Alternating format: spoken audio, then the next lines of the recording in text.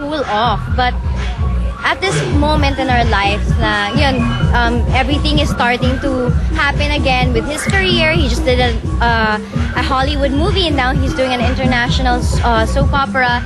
Parang this is the time that we need to give ourselves kumbaga, we need to do what we need to do first now, yung priorities namin, which nandun din, kasama din siya priority ko, pero kumbaga mag-focus kami sa career din namin. Basta at the end of the day, kaming dalawa okay kami. Hi babe, umuwi ka na! Umuwi na siya kasi 2 months pa siya doon eh, so medyo matagal-tagal pa. Sana sumunod kayo sa akin. Huwag kayo mapagod na panoorin yung mga shows namin ni Richard. Shows ko with GMA. After a very long time, I'll start to be very visible on TV thanks to GMA and thanks to everybody that's been waiting for me. Alam kong magiging masaya kayo para sa akin. So yun, we'll see each other soon.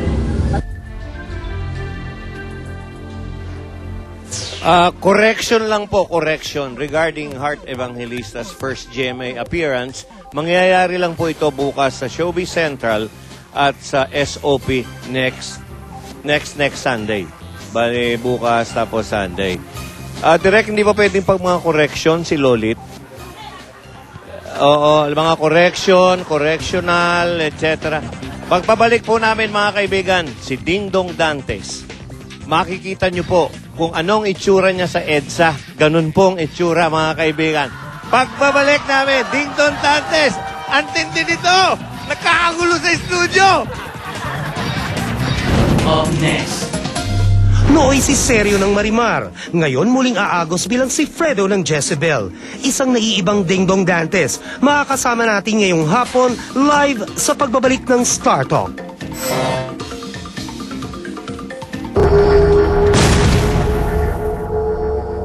Dalisay pa rin. Yan ang karisma ni Dingdong Dantes. Tila tubig na humahagod, bumubuhos at di mapigilan. And just like smooth running water, he is going to flow to make a smooth shift from Seryo to Fredo, who is bound to capture the heart of the prettiest maiden of the sea, Jezebel.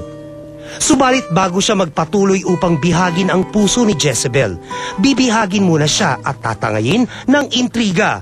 Live ngayong hapon sa Star Talk. Mr. Cool, Ding Dong Dantes! Yes, good afternoon. Pinag-iis lang namin siya actually. Ano siya, yung kagaya sa EDSA. Kanina? Ano yung sa Guadalupe. Pero mamaya ako yung nasa billboard mamaya. Anyway, Teka muna, okay. Boots. May gusto akong i-announce. Ako kasi manager ako ng mga artista. Okay. So I manage, di ba? Pero para kay Ding Dong, pumapayag ako maging publicist. Okay. Officially ako ang publicist ngayon ni Ding Dong Dantes. Maraming salamat, Manay. Bantayan mga wallet mo. Hindi, kasi bata pa si Ding Dong, yung nag-umpisa pa lang siya, guest ako ni Chris Aquino doon sa show niya, parang hula-hula, Madam Oring, di ba? Pinahulaan niya, sinong palagay mo na Lolit ang tatagal na artista?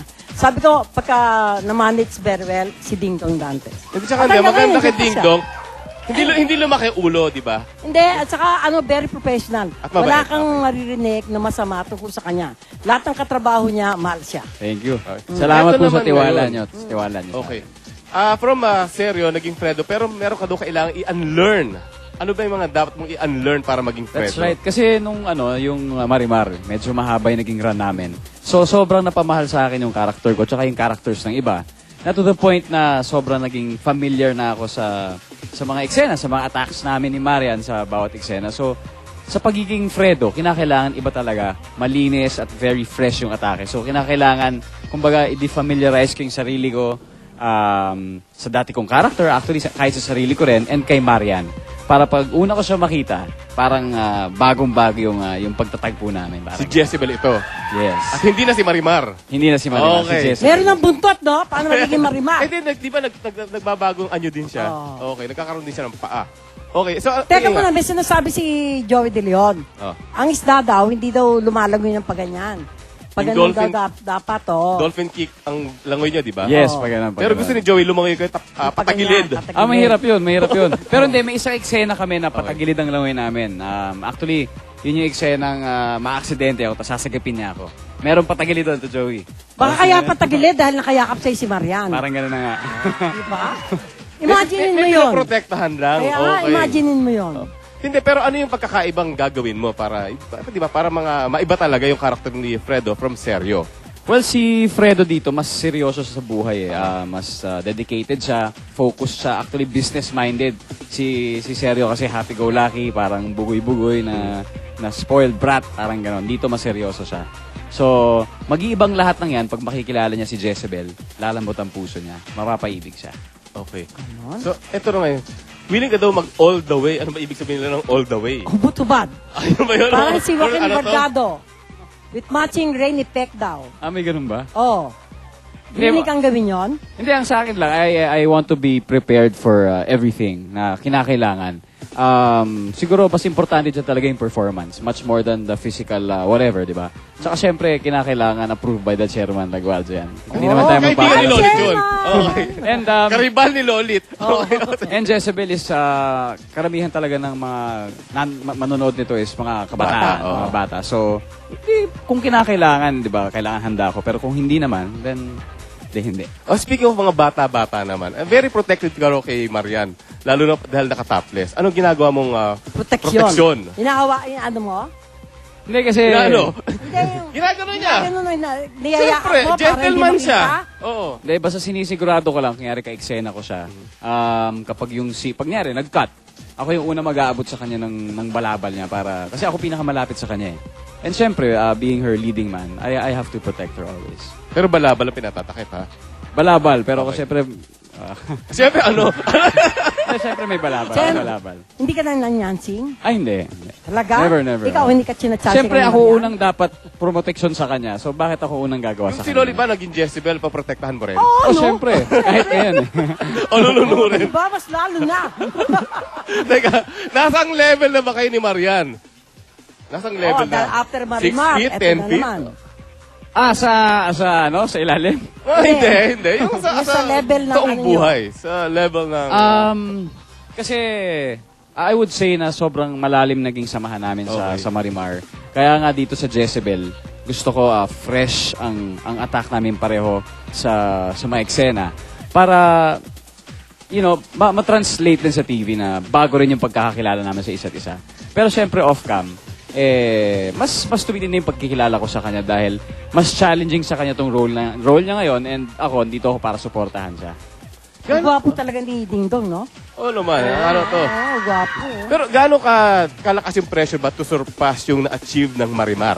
Parang mahirap yata. Very, yun. very difficult kasi phenomenal talaga yung Marimar. And ang sa amin lang, kahit papano, kahit maging pareho man lang yung success. Hindi naman mahigitan, pero maging close man o maging pareho sa success ng Marimar, masayang-masaya na kami. Palagay ko naman kasi Jezebel, ano na yan eh. Established na Oh, yan eh. established na rin yan. Eh. Edna Luna pa yan. Oh. At Jaime De La Rosa. Parang ano yan, di ba? Parang Jezebel, parang Darna, parang established na established. Kahit ano gawin mo, Jezebel na yan. Okay. Pero yun nga, paano kaya matatapatan ni na Fredo at ni Jezebel ang naramdaman ng buong Pilipinas sa kilig ni na naramdaman nila kay Sergio at kay Marimar? Ito naman si Fredo at si Jezebel. Mas mas light kasi yung setup ng storya nila. Kumbaga, mas bubbly, mas May tubig mas eh. free. Hindi naman.